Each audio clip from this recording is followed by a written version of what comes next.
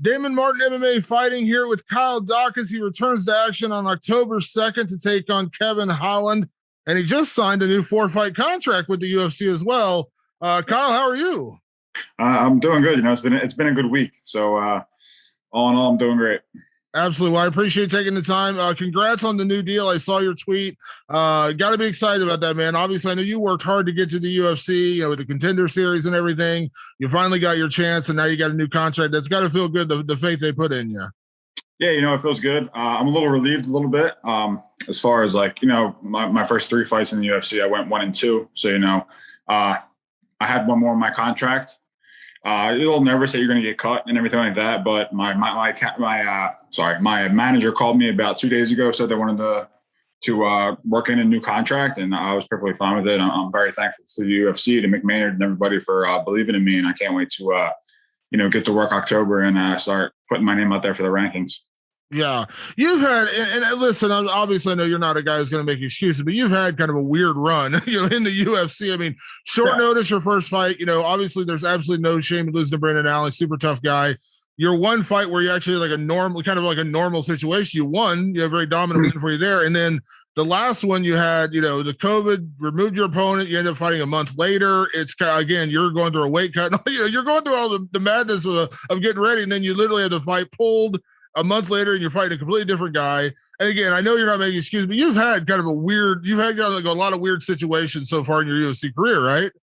Yeah. I mean, it is what it is. It's the situations that I get put in, but it's just how I have to deal with them. My last fight, I fought terribly. Phil fought a great fight. And sorry, my dog's taking a drink right now. Sorry. That's all right. Yeah. So, Phil fought a great fight. He fought a very smart fight.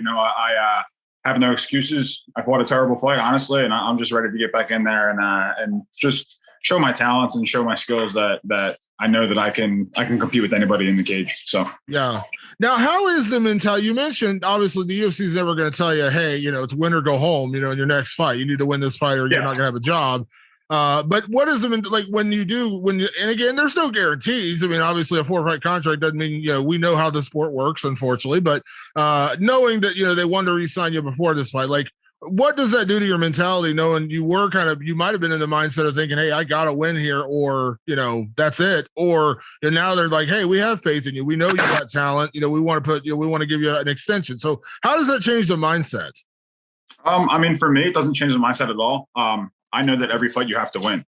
Anytime you lose, it's bad. But anytime you lose consistently, it's even worse, and you have the risk of getting cut. So I did win one, and then I did lose one, win one, and then lose one. But I don't want to be one of those guys that's winning and losing every other fight. I know the talents that I have and the belief that I have in myself, and the belief that my training partners have in me, and that I can just get in there and just win these fights. And I look forward to this new deal that I signed, the 4-fight deal. I'm excited to just get in there and win every single fight that I have. So regardless of who they put in front of me.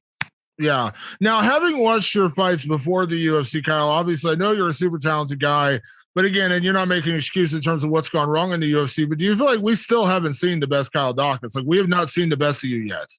Yeah, definitely. I don't know what it is. I don't feel like that I'm competing to my level of talent that I have, outside of the UFC, and then inside the UFC, I've seemed to be a completely different fighter. But I'm working every day that I can to get 1% better every day. And if I have to lose 2 fights to win these next 4, I'm fine with that. But I don't really think that I've touched, I'm not really peaking yet in my fighting ages yet. I'm only 28 years old. So around 30 to 33 or something like that is when the peak stages of your fighting ability. So, if I can just keep racking up these wins and, just keep winning, it's going to look even better when I start to hit that peaking phase in my 30s and just keep winning. So. Yeah. Now I know, since you've been in the UFC, it seems like, you kind of, you take whatever challenge they've thrown at you. But when I heard about this fight with Kevin Holland, I got excited because it's a great matchup, but Kevin's a good name. I mean, Kevin's obviously, built himself in. He was the top 15 guy, very legit. I mean, were you happy? Were you surprised when you got that offer? I was more surprised than anything.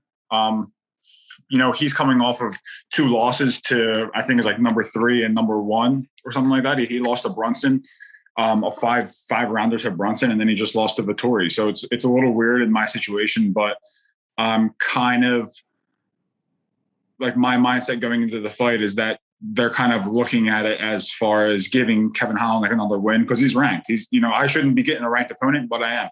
And I'm going after it, full steam ahead. I'm going to go right after him. And but yeah, I think that the mindset for the UFC and for Kevin Holland is that they're just trying to get him back in the win column and just get him, like, I guess, people talking about him again. They got excited. There's been a lot of hype around him, because he talks a lot and everything like that. But yeah, I just think that it's more leaning towards. I think they're trying to put it more towards him than towards me. But I'm fine with that. I'm on my back against the wall. I'm fine with all this pressure against me and me fighting a ranked opponent and kind of being a nobody. So I'm fine with going in there, beating him, then having my name in the rankings. Well, yeah, that's the advantage, right? Like, they may be in the back of their heads. They may be thinking, okay, we're going to give Kevin a fight to get him back, get his confidence back, get him back on track, get him a win. But this is also a tremendous opportunity for you. And like I said, you pull off the upset, like I said, then you're in the rankings and you've kind of made waves in a quick way. So, it's almost like, hey, sure, think I'm the guy you're going to be. Sure, go ahead and sign me up to be the guy that's going to, get walked over by Kevin Holland. And then when I win, it's just that much bigger for me. Is that kind of like, I imagine that's kind of the mindset, right? Yeah, of course. I'm coming off of a loss. He's coming off of 2 losses, but I would still expect him to fight somebody that's been on a tear at least. I guess they're kind of believing in me and my abilities, which is fine. I'm thankful for that, but I'm going to go in there in October and just prove that I deserve a number next to my name. But I was just really surprised that I did get the call to fight him. But I'm not going to say no. There's no need for me to say no. What's the worst that can happen? Yeah. Let me ask you this. Kevin is such a unique opponent because, he does love to talk during his fights. Now, you're a Philly guy, and I love Philadelphia. I've been there many times. I used to live in Pittsburgh. I've been to Philadelphia many, many times. If you're a Philadelphia sports fan, you've heard every bad word ever, numerous times during every game ever. So you're not opposed to trash talk, but like, how do you prepare for a guy who does, like, it is a weird thing, right? Like, you typically don't go into a fight with a guy literally talking to you, trying to hold a conversation with you during a fight. No, definitely not. It's definitely different. I'm looking forward to it. It should be pretty good. I'm very quiet myself, so I'm not going to be running my mouth or anything like that in the cage, but I look forward to seeing what he has to say and everything. But, I've been training with my brother and my coaches and everything that they run their mouth to me every single day of practice. So I'm assuming it's going to be no different when Kevin starts talking to me during the fight. Yeah. I just spoke to your brother, Chris, a little bit ago, and I know there's always going to be a little bit of that sibling rivalry there, big brother, little brother. Come on now. I'm sure the things he said to you and you guys have said to each other when you're scrapping in the house or whatever is probably far worse than anything Kevin Holland's going to say to you. It definitely will be. Whatever Kevin says, it's not going to be anything bad. And it seems like during his fights, he doesn't really talk bad to his opponents either. He kind of just talks to you. So it's a little different, but I'm fine with it. Now on the flip side of that, and again, I know you're preparing for Kevin like he's, Israel Adesanya. You're preparing for him like he's the best guy in the world. But that being said, we have seen, guys who get on a bit of a bad streak and it kind of gets in their head a little bit. I mean, obviously everyone's talking about the wrestling with him. So he went out to AKA. He's training wrestling. He's trying to get his wrestling fixed. And of course, as a mixed martial artist, you want to be good at everything, but you can get in your own head. And you and I both know this. I've been around fighters enough to know you can get in your own head and think about stuff too much. And it affects you. Now, again, I know you're preparing for him like he's the best ever, but is there a party that believes that you can take advantage of? If he's not mentally there, if he's worried about the takedown, he's worried about the wrestling, all those kind of things, like you can spot that and take advantage of that in the fights. Yeah, I'm sure he's going to work on that. You should be working on that every single camp regardless. It would be stupid of me to say that I'm going to go in there and strike with him because, I do believe in myself that I will strike with him, but it's mixed martial arts, so I'm going to mix it up. If these last 2 fights that he's had, you see the blueprint on how to beat him, I'm going to go in there and just follow the blueprint and grind him against the cage, take him down, use my wrestling to just beat him up. I'm trying not to get in any bad positions. He has a black belt on the ground, so am I, but he's a little unorthodox on the ground as well. He likes to throw strikes from the bottom, and he's got a very, very good guard, it seems like. But yeah, it would be stupid of me to not take advantage of his, not so good wrestling, and for me to just, my style kind of, it's good against him because I like to grind people against the cage and take them down and beat them up. And I think my style against him is kind of his kryptonite, but we're going to see it on October 2nd. So. Yeah. Well, obviously that's a big weapon. I mean, listen, I love it when people, when you say it and we see it's real, like, why would you not do that? Like, why would you say, oh, no, I'm going to allow him to strike because that's what he likes to do. No, you go, like, if you could take him down and he struggles to stop a takedown, why would you not take him down? Yeah, exactly. It's one thing to work on your wrestling, but to just work on it for, a year or so, however long he's been working on it for the past 6 months or so, that since his last fight, since he said he was going to AKA and training with Johnny Hendricks and stuff like that, I don't think it's going to make all that much of a difference. But I am sure he trains wrestling at his gym and full time and stuff like that. But I'm training wrestling, I'm training jiu-jitsu, I'm training wall drills, striking, everything. I'm training to just be the best that I can be every single time I step in there. So yeah, it's going to be good. Yeah, absolutely. Well, I think this is ultimately, it is a fun matchup for whatever reason they made it. Like I said, I was a bit surprised when I heard it because I was like, okay, I didn't see this one coming, but it is a fun fight. And obviously, again, and I truly do mean this, I don't think we've seen the best out of you yet because I followed your career from before the UFC, and I don't think we've seen. I mean, I loved you. You had 2 Bravo chokes in a row, and I love a submission game. So I know that, like I said, like, we haven't seen the best of you. This is a chance for you to shine, right? Like, this is a chance for you to kind of reintroduce yourself to the UFC. Yeah, it definitely is. It's good because he's a good opponent. He's a ranked opponent, and it's good because he's going to get a lot of publicity because everybody's going to keep their eyes on him, and kind of, I'm going to be flying under the radar in this one as far as like people not knowing who I am, as far as like my social media and everything like that already, it's been blowing up ever since they announced the fight. So it's good. Once I beat him, then everybody's going to know who I am, and I'm going to have a number next to my name. Yeah. Now, since the timing of it, was just perfect, but obviously you and your brother, both got in the UFC, and obviously there's always that conversation about siblings in the UFC. That has happened, but it's still kind of rare. I mean, really, we haven't seen a lot of like brothers, sisters. Obviously, we got the Shevchenko sisters doing. We've had brothers in the past. Like, it seems like you guys love it. Like, you guys, I mean, obviously you push each other in training. I just talked to Chris.